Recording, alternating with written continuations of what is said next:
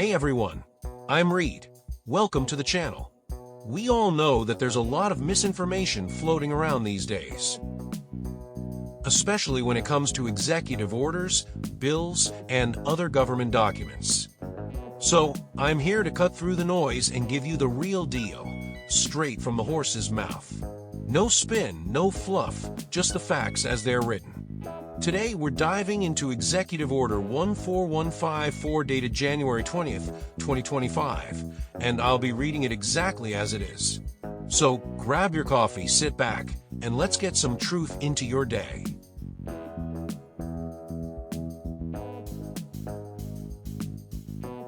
By the authority vested in me as President by the Constitution and the laws of the United States of America, it is hereby ordered. America is blessed with an abundance of energy and natural resources that have historically powered our nation's economic prosperity. In recent years, burdensome and ideologically motivated regulations have impeded the development of these resources, limited the generation of reliable and affordable electricity, reduced job creation, and inflicted high energy costs upon our citizens. These high energy costs devastate American consumers by driving up the cost of transportation, heating, utilities, farming, and manufacturing, while weakening our national security.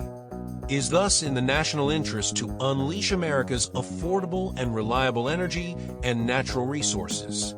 This will restore American prosperity, including for those men and women who have been forgotten by our economy in recent years. It will also rebuild our nation's economic and military security, which will deliver peace through strength. It is the policy of the United States. A.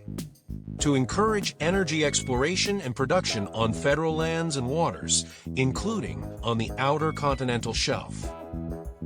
In order to meet the needs of our citizens and solidify the United States as a global energy leader long into the future. B. To establish our position as the leading producer and processor of non-fuel minerals, including rare earth minerals, which will create jobs and prosperity at home, strengthen supply chains for the United States and its allies, and reduce the global influence of malign and adversarial states. C. To protect the United States' economic and national security and military preparedness, by ensuring that an abundant supply of reliable energy is readily accessible in every state and territory of the nation. D. To ensure that all regulatory requirements related to energy are grounded in clearly applicable law. E. To eliminate the electric vehicle EV mandate and promote true consumer choice, which is essential for economic growth and innovation by removing regulatory barriers to motor vehicle access. By ensuring a level regulatory playing field for consumer choice in vehicles by terminating, where appropriate, state emissions waivers that function to limit sales of gasoline-powered automobiles. And by considering the elimination of unfair subsidies and other ill-conceived government-imposed market distortions that favor EVs over other technologies, and effectively mandate their purchase by individuals, private businesses, and government entities alike by rendering other types of vehicles unaffordable. F. To safeguard the American people's freedom to choose from a variety of goods and appliances, including, but not limited to, light bulbs, dishwashers, washing machines, gas stoves, water heaters, toilets, and shower heads, and to promote market competition and innovation within the manufacturing and appliance industries. G. To ensure that the global effects of a rule, regulation, or action shall, whenever evaluated, be reported separately from its domestic costs and benefits, in order to promote sound regulatory decision-making and prioritize the interests of the American people. H. To guarantee that all executive departments and agencies provide opportunity for public comment and rigorous, peer-reviewed scientific analysis. And I. to ensure that no federal funding be employed in a manner contrary to the principles outlined in this section, unless required by law. A. The heads of all agencies shall review all existing regulations, orders, guidance, documents, policies, settlements, consent orders, and any other agency actions, collectively agency actions, to identify those agency actions that impose an undue burden on the identification, development, or use of domestic energy resources, with particular attention to oil, natural gas, coal, hydropower, biofuels, critical mineral, and nuclear energy resources, or that are otherwise inconsistent with the policy set forth in Section 2 of this order, including restrictions on consumer choice of vehicles and appliances. B. Within 30 days of the date of this order, the head of each agency shall, in consultation with the Director of the Office of Management and Budget, OMB, and the National Economic Council, NEC, develop and begin implementing action plans to suspend, revise, or rescind all agency actions identified as unduly burdensome under subsection A of this section, as expeditiously as possible and consistent with applicable law. The head of any agency who determines that such agency does not have agency actions described in subsection A of this section shall submit to the Director of OMB a written statement to that effect and, absent a determination by the Director of OMB that such agency does have agency actions described in this subsection, shall have no further responsibilities under this section. C. Agencies shall promptly notify the Attorney General of any steps taken pursuant to subsection A of this section, so that the Attorney General may, as appropriate, 1. Provide notice of this executive order and any such actions to any court with jurisdiction over pending litigation in which such actions may be relevant, and 2. Request that such court stay or otherwise delay further litigation, or seek other appropriate relief consistent with this order, pending the completion of the administrative actions described in this order. D. Pursuant to the policy outlined in Section 2 of this order, the Attorney General shall consider whether pending litigation against illegal, dangerous, or harmful policies should be resolved through stays or other relief.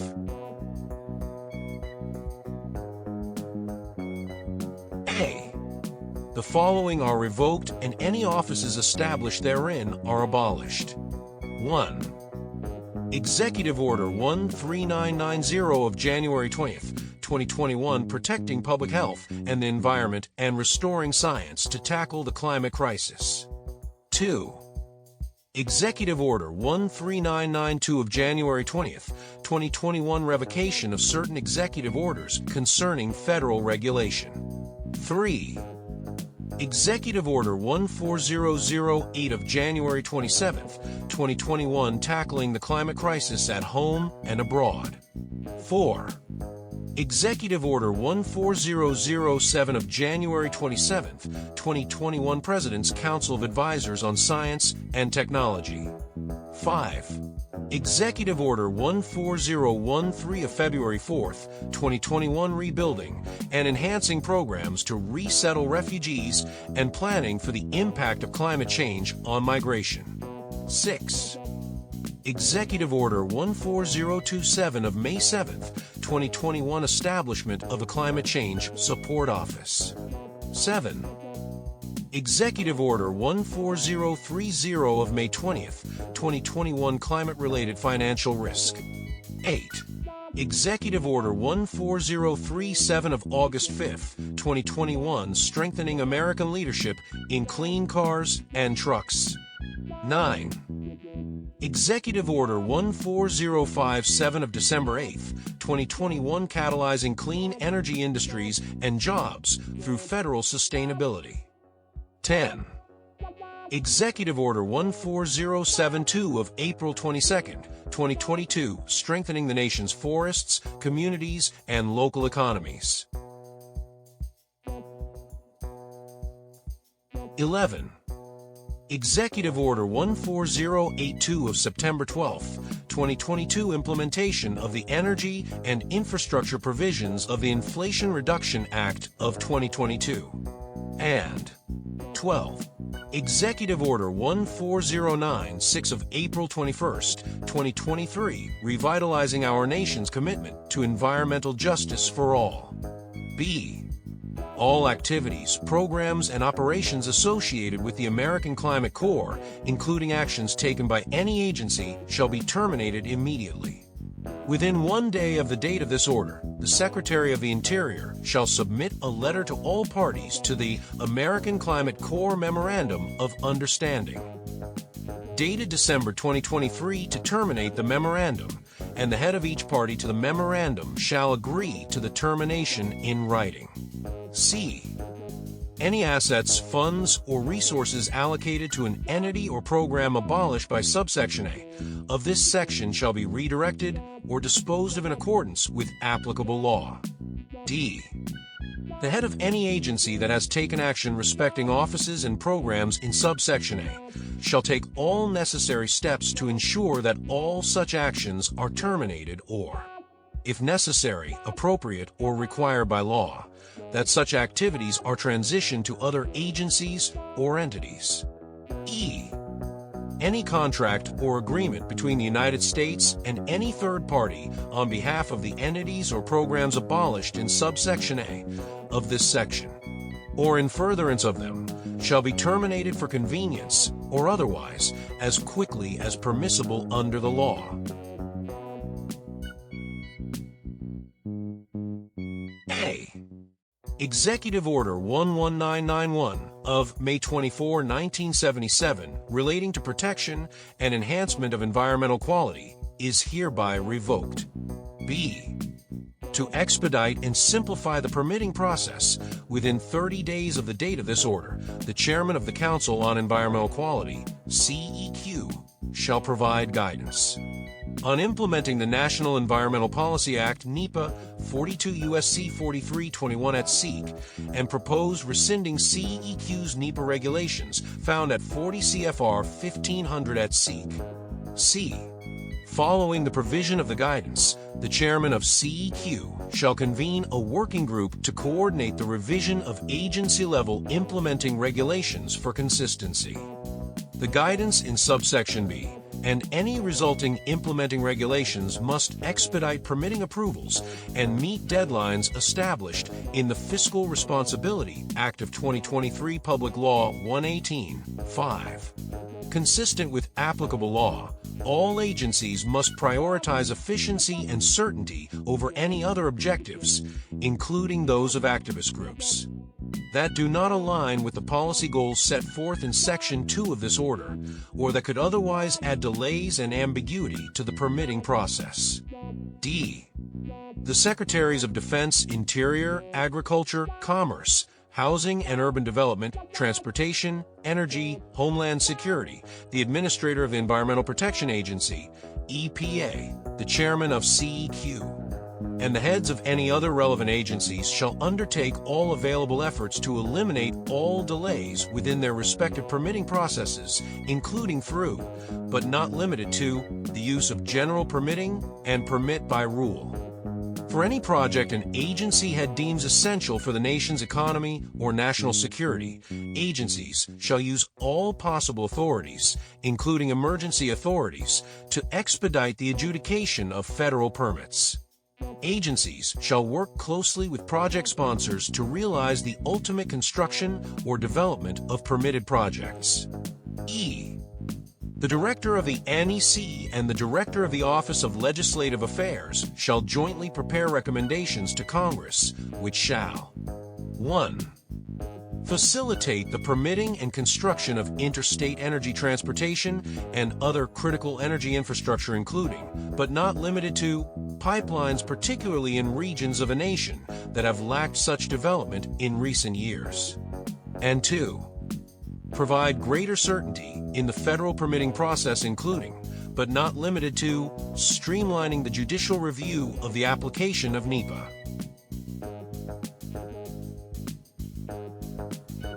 A. In all federal permitting adjudications or regulatory processes, all agencies shall adhere to only the relevant legislated requirements for environmental considerations, and any considerations beyond these requirements are eliminated. In fulfilling all such requirements, agencies shall strictly use the most robust methodologies of assessment at their disposal, and shall not use methodologies that are arbitrary or ideologically motivated. B. The Interagency Working Group on the Social Cost of Greenhouse Gases, IWG, which was established pursuant to Executive Order 13990, is hereby disbanded, and any guidance, instruction, recommendation, or document issued by the IWG is withdrawn as no longer representative of governmental policy, including 1. The Presidential Memorandum of January 27, 2021 Restoring Trust in Government Through Scientific Integrity and Evidence-Based Policymaking. 2. The report of the Greenhouse Gas Monitoring and Measurement Interagency Working Group of November 2023 National Strategy to Advance an Integrated U.S. Greenhouse Gas Measurement, Monitoring, and Information System. 3. The Technical Support Document of February 2021 Social Cost of Carbon, Methane, and Nitrous Oxide Interim Estimates under Executive Order 13990. And 4. Estimates of the social cost of greenhouse gases, including the estimates for the social cost of carbon, the social cost of methane, or the social cost of nitrous oxide based, in whole or in part, on the IWG's work or guidance. C. The calculation of the social cost of carbon is marked by logical deficiencies, a poor basis in empirical science, politicization, and the absence of a foundation in legislation. Its abuse arbitrarily slows regulatory decisions and, by rendering the United States economy internationally uncompetitive, encourages a greater human impact on the environment by affording less efficient foreign energy producers a greater share of the global energy and natural resource market. Consequently, within 60 days of the date of this order, the administrator of the EPA shall issue guidance to address these harmful and detrimental inadequacies, including consideration of eliminating the social cost of carbon calculation from any federal permitting or regulatory decision. D. Prior to the guidance issued pursuant to subsection C of this section, agencies shall ensure estimates to assess the value of changes in greenhouse gas emissions resulting from agency actions, including with respect to the consideration of domestic versus international effects and evaluating appropriate discount rates, are, to the extent permitted by law consistent with the guidance contained in OMB Circular A, 4th of September, 2003 Regulatory Analysis. E. Furthermore, the head of each agency shall, as appropriate and consistent with applicable law, initiate a process to make such changes to any rule, regulation, policy, or action as may be necessary to ensure consistency with the regulatory analysis. F. Within 30 days of the date of this order, the administrator of the EPA, in collaboration with the heads of any other relevant agencies, shall submit joint recommendations to the Director of OMB on the legality and continuing applicability of the administrator's findings. Endangerment and cause or contribute findings for greenhouse gases under Section 202A of the Clean Air Act, Final Rule 74 FR 66496, December 15, 2009. A. All agencies shall immediately pause the disbursement of funds appropriated through the Inflation Reduction Act of 2022 Public Law 117-169 or the Infrastructure Investment and Jobs Act Public Law 117-58. Including but not limited to funds for electric vehicle charging stations made available through the National Electric Vehicle Infrastructure Formula Program and the Charging and Fueling Infrastructure Discretionary Grant Program, and shall review their processes, policies, and programs for issuing grants, loans, contracts, or any other financial disbursements of such appropriated funds for consistency with the law and the policy outlined in Section 2 of this order.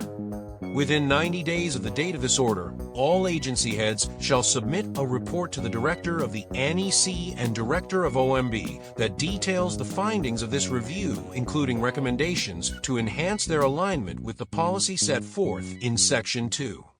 No funds identified in this subsection A shall be disbursed by a given agency until the Director of OMB and Assistant to the President for Economic Policy have determined that such disbursements are consistent with any review recommendations they have chosen to adopt.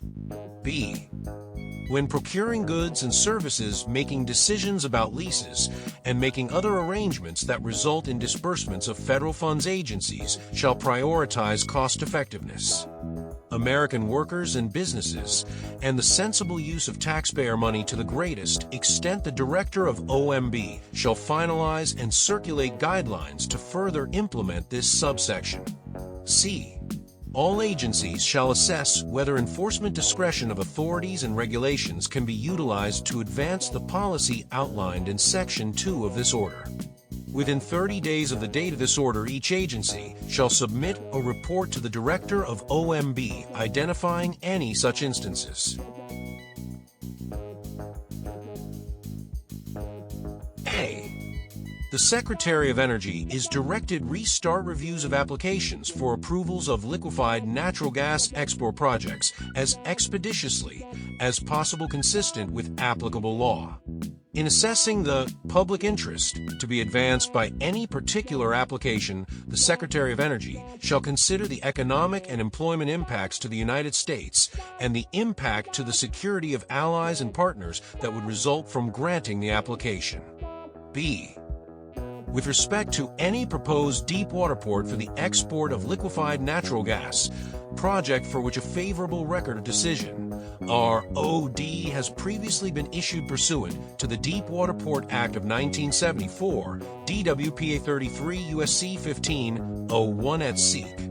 The Administrator of the Maritime Administration, MARAD, shall, within 30 days of the date of this order, and consistent with applicable law, determine whether any refinements to the project proposed subsequent to the ROD are likely to result in adverse environmental consequences that substantially differ from those associated with the originally evaluated project, so as to present a seriously different picture of the foreseeable adverse environmental consequences, seriously different consequences.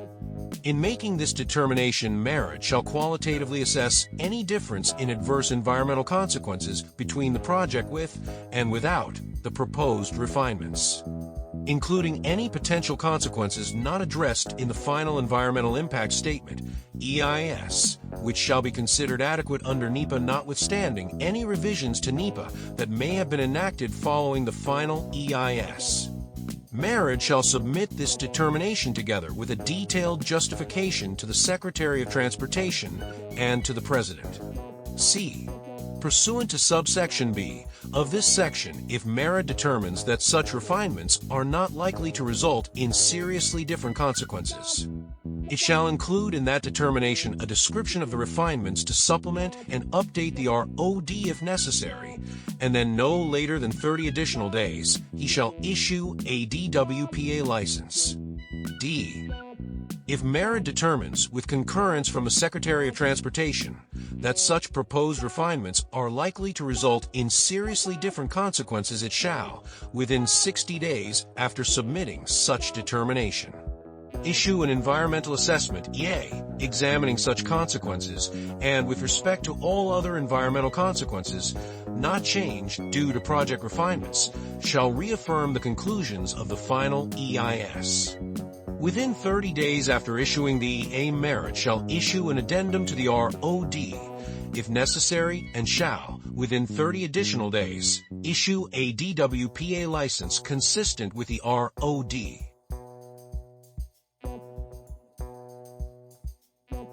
A. The Secretary of the Interior, Secretary of Agriculture, Administrator of the EPA, Chairman of CEQ, and the heads of any other relevant agencies as appropriate, shall identify all agency actions that impose undue burdens on the domestic mining and processing of non-fuel minerals and undertake steps to revise or rescind such actions. B. The Secretaries of the Interior and Agriculture shall reassess any public lands withdrawals for potential revision. C.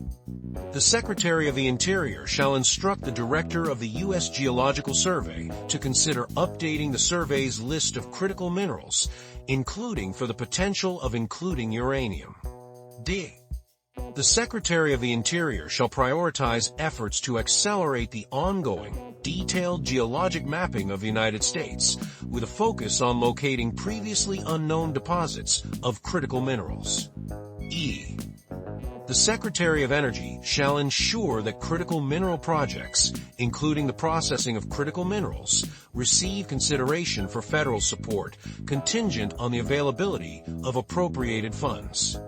F. The United States Trade Representative shall assess whether exploitative practices and state-assisted mineral projects abroad are unlawful or unduly burden or restrict United States commerce. G. The Secretary of Commerce shall assess the national security implications of the nation's mineral reliance and the potential for trade action. H. The Secretary of Homeland Security shall assess the quantity and inflow of minerals that are likely the product of forced labor into the United States, and whether such inflows pose a threat to national security, and within 90 days of the date of this order, shall provide this assessment to the Director of the NEC. I. The Secretary of Defense shall consider the needs of the United States in supplying and maintaining the national defense stockpile, review the legal authorities and obligations in managing the national defense stockpile, and take all appropriate steps to ensure that the national defense stockpile will provide a robust supply of critical minerals in event of future shortfall. J. Within 60 days of the date of this order, the Secretary of State, Secretary of Commerce, Secretary of Labor, the United States Trade Representative, and the heads of any other relevant agencies shall submit a report to the Assistant to the President for Economic Policy that includes policy recommendations to enhance the competitiveness of American mining and refining companies in other mineral-wealthy nations. K. The Secretary of State shall consider opportunities to advance the mining and processing of minerals within the United States through the Quadrilateral Security Dialogue. A. Nothing in this order shall be construed to impair or otherwise affect 1. The authority granted by law to an executive department or agency, or the head thereof, or 2. The functions of the Director of OMB relating to budgetary, administrative, or legislative proposals. B. This order shall be implemented in a manner consistent with applicable law and subject to the availability of appropriations.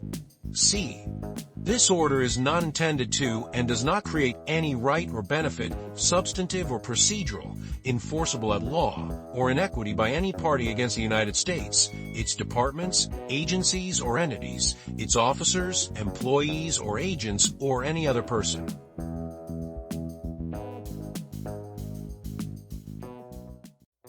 And that wraps up our overview of Executive Order 14154, Unleashing American Energy. This order signals a sharp pivot. It directs federal agencies to identify and remove regulations that may hinder domestic energy development, rescinds prior executive orders, including those tied to environmental regulation, and pushes to restart LNG export review processes, among other things. It also instructs agencies to ground environmental analyses more tightly in statutory mandates and calls for stricter cost-benefit scrutiny, including separating domestic from global impacts. Some of its more consequential moves include removing the implementing regulations for NEPA, the National Environmental Policy Act, from the books, and on the energy trade front, the executive order lifts a previous pause on issuing LNG export permits for non-free trade countries, re-energizing that approval process.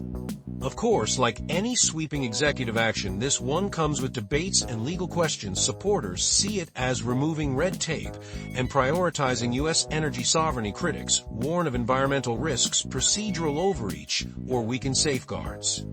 If you thought this executive order was long, wait until the public comment section. And remember, folks, policy may change fast, but paperwork? That's forever. And now, dear viewer, it's your turn. What do you think about all this? Drop your thoughts in the comments, and I welcome every view, every voice, and yes, even strongly worded paragraphs with lots of emojis. And while you're here, like this video if you learn something new. It helps more curious minds find this content. Comment if you've got questions, thoughts, or just want to say hi. Reid's ears are always open. Share it with your most civically curious friends. Knowledge is better when it hops around. Subscribe for more clear, calm, and no-fluff breakdowns of what's really written in official documents. Until next time, I'm Reid the Rabbit, reminding you to stay sharp, stay civil, and always read the footnotes.